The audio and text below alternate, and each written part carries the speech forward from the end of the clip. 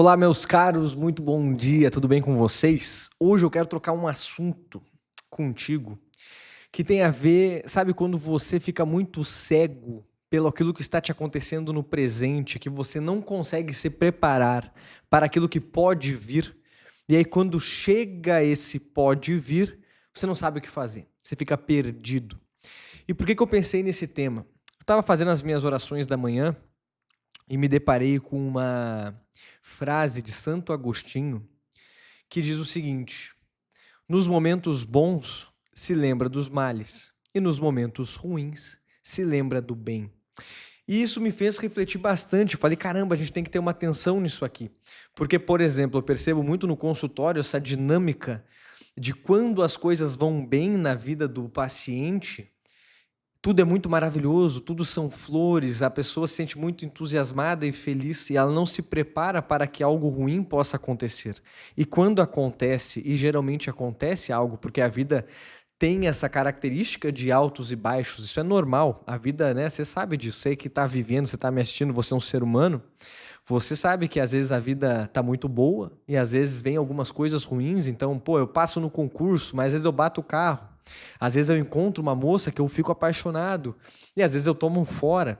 Às vezes eu compro um carro novo e às vezes eu bato o carro. Então a vida tem essa característica. E o que Santo Agostinho nos diz aqui é que nós caminhemos, que nós possamos andar no mundo de uma maneira preparada, de uma maneira a não ficar com uma inocência ou com um senso, né, de muito imediatismo, que a gente não se prepare para aquilo que possa surgir.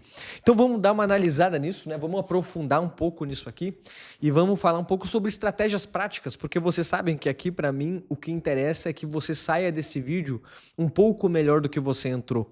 E quando eu digo um pouco melhor, é que você consiga fazer coisas que vão te ajudar, de certa forma, a lidar com os dilemas da vida, com os problemas, ou até com as coisas boas que a vida vai te entregar, mantendo o seu eixo, mantendo a sua maturidade, os seus valores e tudo mais. Então vamos lá. Primeiro ponto. Nos males, se lembre de que tem algo bom. Não, vamos ao contrário. Vamos começar pelo quando está tudo bem, se lembrar que o mal existe. Isso é uma coisa muito importante, eu comento muito com as pessoas, né? Acho que eu já falei aqui em alguns vídeos sobre a importância de refletir sobre a morte, por exemplo. Hoje em dia as pessoas têm um asco, né? Um medo tremendo. Você fala assim, vamos falar sobre a morte. As pessoas batem na madeira, né? Deus me livre. Por que você vai querer falar sobre isso agora? Não fale sobre isso, isso é proibido, isso é ruim. E aí eu olho para uma pessoa que pensa assim e falo, caramba, bicho, a única certeza que você tem é que você vai morrer. Tem aquela brincadeira, né, que você vai morrer e você vai andar de Fusca. Hoje em dia, andar de Fusca não é mais uma realidade, porque tem muita gente que não anda mais de Fusca, ficou meio para trás. Então, a única certeza que você tem é que você vai morrer e você não vai refletir sobre isso. Percebam que é muito claro que para eu aprender a viver, eu preciso refletir sobre a morte. Se eu não paro para pensar que minha vida é finita, que ela acaba, como que eu vou fazer valer o tempo que me resta, né? Como que eu vou fazer valer o dia de hoje, se eu sei que minha vida pode findar hoje, pode acabar hoje? Como que eu posso honrar a minha história, a minha natureza hoje? Vocês conseguem entender? Então, eu preciso refletir sobre as coisas que são desagradáveis para que eu possa me preparar para elas, e não só isso, mas para que eu possa viver melhor o hoje. Então pode estar tudo bem, eu torço que esteja, ninguém quer sofrer, aqui nós não somos masoquistas, né? Não é desejar o mal, desejar a morte, não é isso. Refletir sobre a morte não é desejar a morte, você consegue entender a diferença? Mas eu sei que é uma possibilidade, as coisas podem acontecer.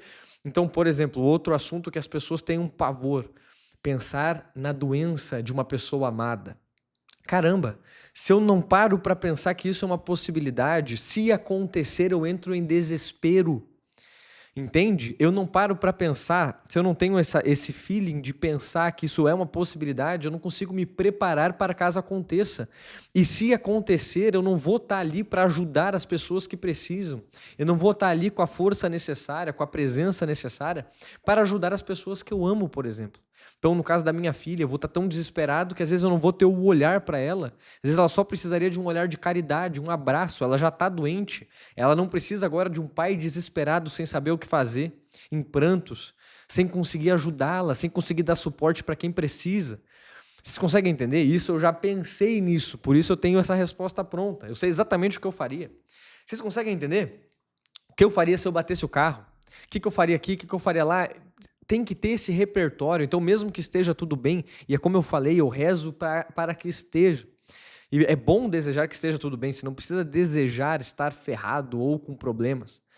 Mas você não pode ignorar que eles existem. Quando está tudo bem, lembra-se dos males. Pelo menos lembra que pode acontecer algo e se prepare para que ele não te pegue de surpresa e você fique desesperado, sem saber o que fazer, como se fosse o fim do mundo. E às vezes, se você conseguisse premeditar, se você conseguisse pensar nisso antes, você saberia como agir e lidaria com aquele problema com muita tranquilidade. Então, no consultório, muitas vezes a gente faz esse papel, né, de ajudar o paciente a imaginar as situações. E às vezes situações que ele tem muito medo que aconteçam. Mas quando ele para meditar sobre aquilo, ele percebe que às vezes nem seria tão ruim assim, que está tudo bem, que ele conseguiria lidar com aquilo. Então, um exemplo até de um vídeo passado, para trazer só mais um aqui, que eu falo sobre você ser traído no namoro, pode ser a melhor coisa que pode te acontecer. Então as pessoas têm muito medo de ser traído no namoro, né? E entram em desespero, não querem imaginar essa situação. Mas se uma pessoa, que você está fazendo tudo certo, você está uma pessoa bacana, você está namorando alguém, essa pessoa te trai, que maravilha! Ela demonstrou o caráter dela, ela demonstrou que não é a pessoa para andar ao teu lado. Agora você pode terminar com essa pessoa e se libertar para poder estar solteiro e encontrar uma pessoa que vai te valorizar, que não vai te trair pelo menos. Então perceba que a traição no namoro é uma maravilha, que te livra de um fardo, de um peso. Imagina casar com uma pessoa que, por exemplo, você tem que ficar controlando ela para que ela não te traia. Isso é loucura. Então, se eu paro para refletir, opa, não tenho mais medo de ser traído, por exemplo, no namoro, entende? Esse medo foi embora. Então, refletir sobre os males e se preparar para eles, saber o que eu vou fazer, premeditar situações, isso é muito bom. Aqui entra no que eu falei também, né? Enfim, né? Vamos aprofundar. Eu não quero trazer conteúdo superficial aqui para vocês. Aqui é o YouTube. Aqui é para quem quer assistir vídeos mais longos, né? Se vocês querem superficialidade, vamos para outra plataforma. Mas agora ferrou, fui falar essa besteira, até esqueci o que eu ia falar. Tá vendo, porra? Não dá pra divagar. Sair do assunto devagar, quando vai querer voltar, já era. Mas então, vamos falar sobre também quando está tudo ruim.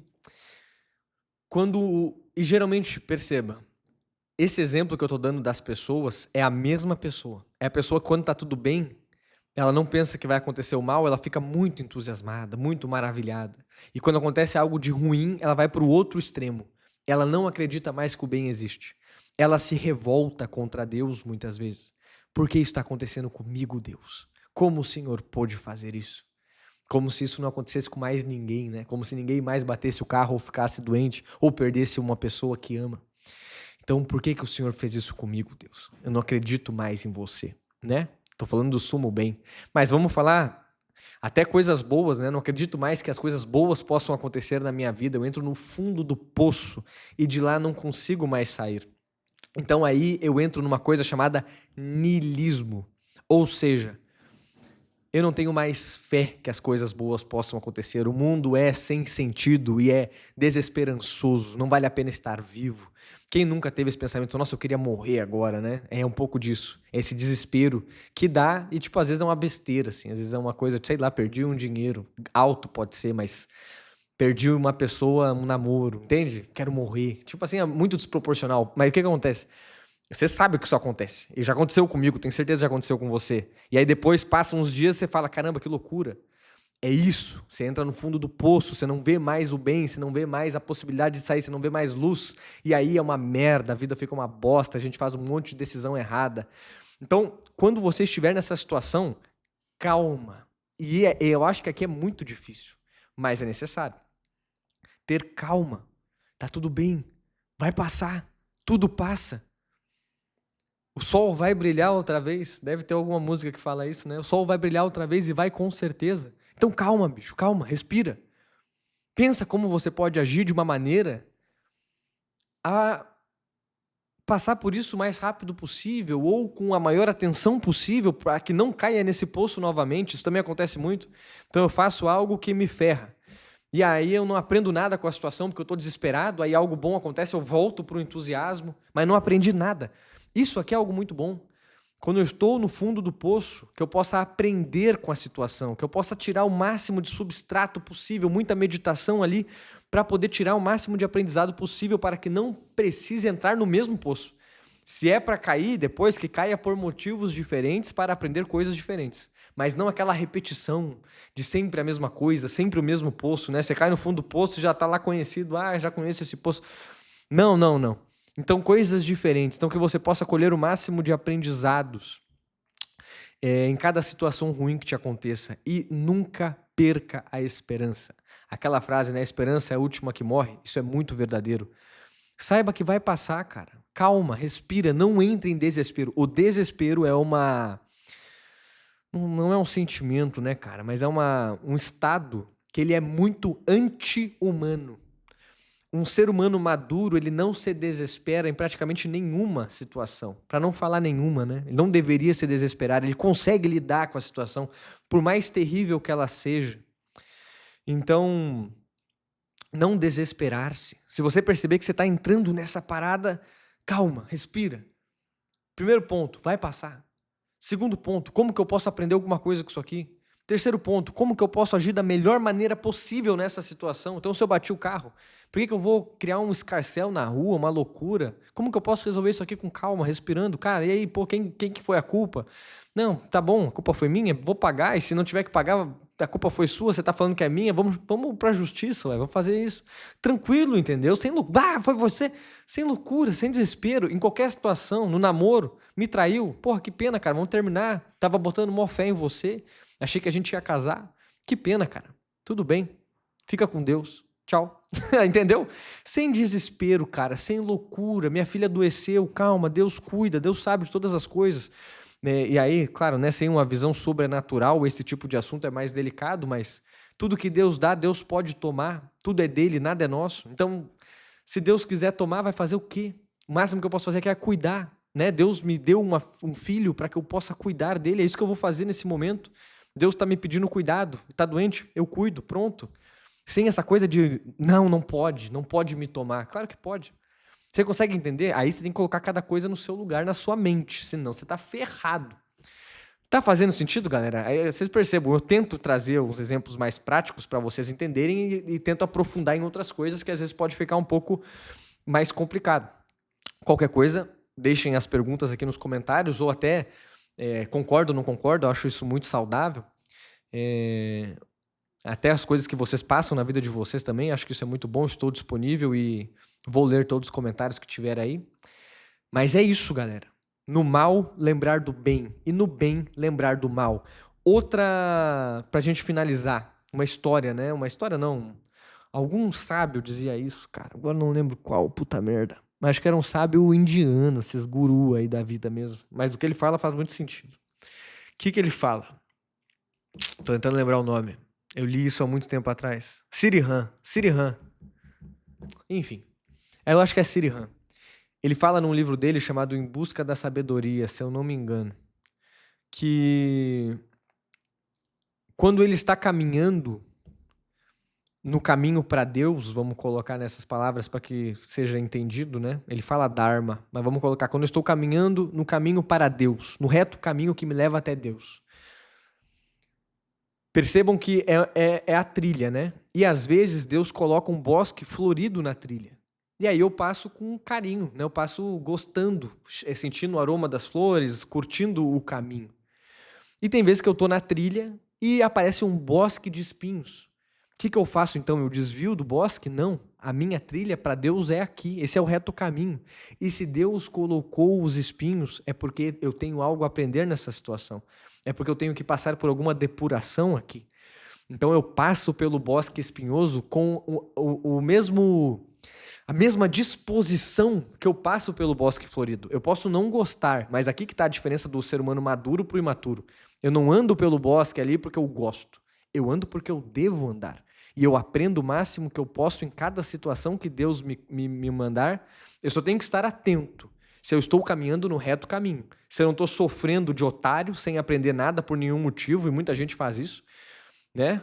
Ou se eu não estou buscando o bosque florido de mentira, né? Um bosque florido falso, só para poder me aliviar. Então são os vícios muitas vezes, né? Parece o bosque florido, eu beber pra caramba, mas no fundo eu tô me afundando na merda, eu tô fora do reto caminho. Beleza? Então andar no reto caminho. Bosque florido, aproveita. Espinhos, vai ter que aprender alguma coisa com essa situação e vai ter que passar por ele, meu caro. Mas sempre lembrando que no futuro tem mais bosques floridos e mais vales de espinhos. Isso faz parte da nossa vida humana.